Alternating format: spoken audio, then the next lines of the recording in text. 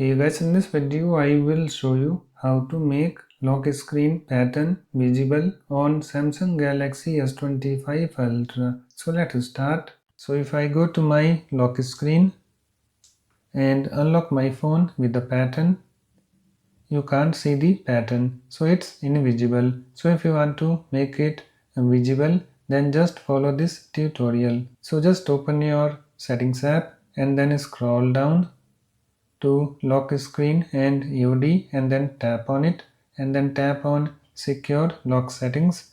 Provide your pattern. Let me provide mine.